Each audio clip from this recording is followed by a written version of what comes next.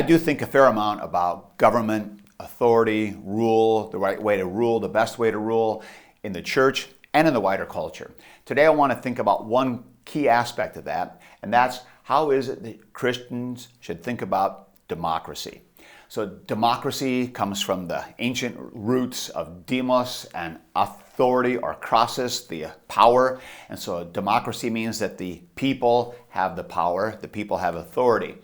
This is obviously in contrast to an oligarchy where you have a few who have the power, or a monarchy where you have a sole ruler, one authority and a king. And we had different kinds of ocracies, and so, or aristocracy, where you have the people who are rich who have the authority and the power.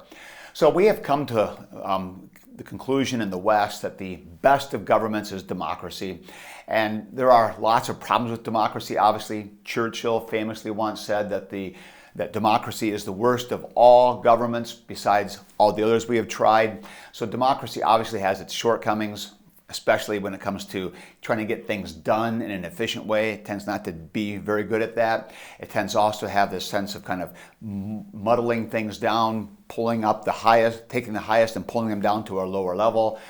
Plato gives the illustration of whacking off the highest heads of wheat in a wheat field because they excel beyond the normal, and nobody likes something to be better than the rest. So democracy has its issues. But democracy on the whole has come to be regarded as the best form of government because of what it avoids, which is authority in a single person in a monarchy, or a tyranny, or some sort of concentrated power in a handful of and the hands of a few. But democracy should be carefully considered because it's not the panacea of everything. And I would even argue it's not necessarily the Christian way of operating. It really has a lot of problems. Christians should operate with a clear understanding that we live as a people who have a Christocracy. In other words, Jesus is Lord. Christ is in charge. Christ has the authority. Christ runs things. That's the fundamental confession of all Christians. Christ is Lord. We have a Christocracy. Now, for Christians, this is true not only in the church, but it's true in the wider world. Jesus is Lord of the whole entire universe, whether the universe knows it or not, whether a country knows it or not, whether the people living in a country know it or not. Jesus is Lord, and his lordship will be clearly evident when he returns in glory. This is the Philippians 2. Every knee will bow, every tongue confess that Jesus Christ is Lord. It's going to happen. It's true already. We live that way knowing that Christ is Lord. Now, if Jesus is Lord, we would say that, well, then the right way, the best way to rule the world would be to reflect that.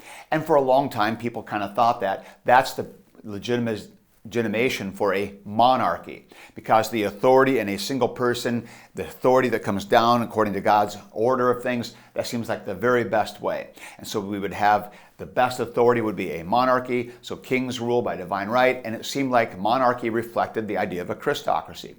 There's a problem with this though, and the problem is that people are sinful. And because humans are sinful, we never quite reflect God's glory the way we should, and we never handle things the way we should. So while Christocracy is absolutely the fundamental truth at work underneath everything, the reality is living in a broken world shot through with sin, we can't embrace that. Now, what happens is you have people, though, who sometimes seem to want to embrace this. And they seem to think that, well, if a Christocracy is the way things really are, then we should start doing that now. That's where you get into problems. Some forms of Christian nationalism clearly bump into this and start operating this way. Roman Catholic Church fundamentally operates this way.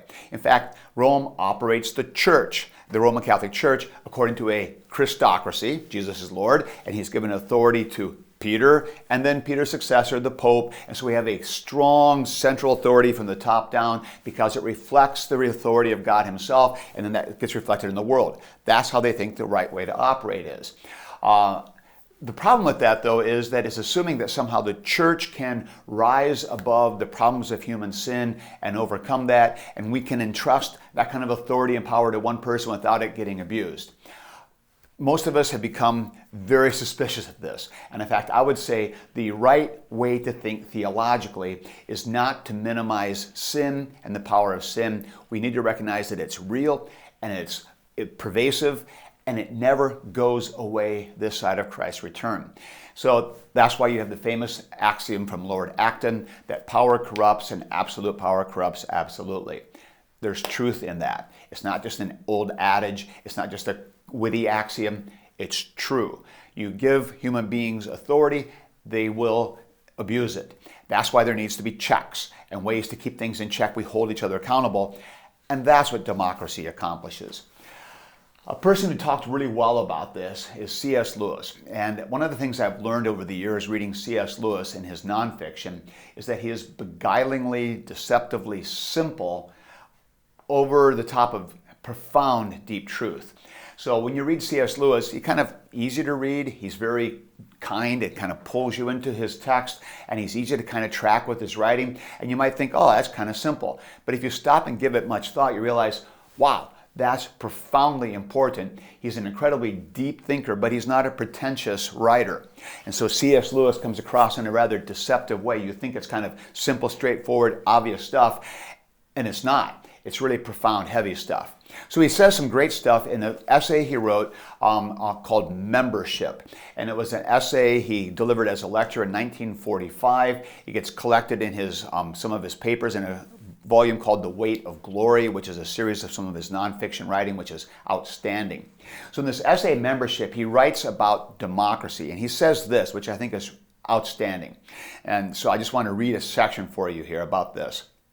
He writes this: I believe in political equality, but there are two opposite reasons for being a Democrat. Obviously, this is Democrat as in the sense of someone who loves democracy. You may think all men so good that they deserve a share in the government or the Commonwealth, and so wise that the Commonwealth needs their advice. On the other hand, you may believe fallen men to be so wicked that not one of them can be trusted with any irresponsible power over his fellows. That, I believe, to be the true ground of democracy. I do not believe that God created an egalitarian world. I believe the authority of parent over child, husband over wife, learned over simple, to have been as much a part of the original plan as the authority of man over beast. And then he goes on to say, though, that original plan has been muddled by sin, and that's why it's very difficult for us, or very unwise for us, to entrust any human being with that kind of great authority over others. So he goes on. The authority of father and husband has been rightly abolished on the legal plane, not because this authority is in itself bad. On the contrary, it is, I hold, divine in origin, but because fathers and husbands are bad. And so his point is, we have democracy as a protection against abuse. We have democracy as a way to keep in check the unchecked growth of sin. And what happens when you give too much authority, too much power to one person, it breeds abuse. And then things get out of hand and things get crazy. So in the church, we are rightly operating in a Christocracy. And yet, because we live in a broken world with sin still prevalent and predominant in so many areas, we choose democracy for the sake of kind of keeping sin in check. So democracy is not so great because it's so wonderful because we're honoring all people as equal. Everybody gets a voice because everybody's important. No. That's not the point at all. Democracy is essential because it keeps things in check, holds sin down, and in spite of all of its problems, it's probably the least objectionable way to rule broken, sinful people. That's the skinny on democracy. So Christians should be supportive of democracy, not because it's inherently the right, fair way to operate, but because democracy keeps sin from expounding or expanding and becoming all that it can be in its full manifestation. This is absolutely true in the state. So in the state, when you have authority in a single person, it gets out of hand really quickly, which is why we always have been fearful of tyrants and why we have decided monarchs are a bad idea. Too much authority in one person, there needs to be checks. There needs to be ways to spread that authority around. Democracy is a good way to spread that authority around and keep one person from having too much authority and things getting out of hand and sinfulness just running rampant. Now, Lewis has the opinion that in the church, we should be able to still reflect the kind of inequalities that God has built into the universe of ordering and structures. And to a point, I think he's right, that we should be able to reflect this. And yet there's also a reality that even in the church, sin is present. And so even in the church, I believe it's still a good idea that we operate with democratic ways. Things of having checks and balances. We don't just put a pope in power and say, you've got the authority till you die, have at it. And even though the College of Cardinals and a church council might mitigate his authority, it's still a lot of authority in one place, and that's the difficulty. Same thing goes with an episcopal structure of the church. It gets things done, it's efficient, but it's a lot of authority in one place. A congregational, more democratic way of operating the church can be frustrating, but it's a way of spreading around the authority, and it keeps sin from promulgating too much.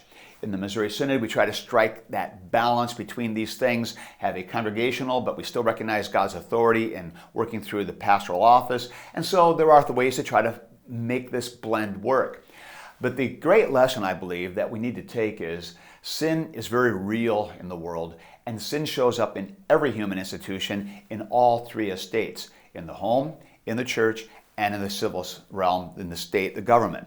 And so because sin is prevalent in all these places, because human beings are running each one of these areas, we need to have ways to keep these things checked, and democracy is a great way to do that. So while Jesus is Lord, and we have an absolute Christocracy, and we operate with Jesus as Lord as a way of functioning, we also recognize that in our day-to-day activities and how we structure our polities and our ways of operating, democracy is a great idea simply because it keeps things from getting out of hand, keeps sin from getting out of hand. So the bottom line is kind of this. Should Christians be supportive of democracy? Yes, but not because of an Enlightenment idea that humans are the best, we're all great, we all have so much to offer, we all should have an equal voice, and we're infinitely valuable, so we should all be given that chance to show our value.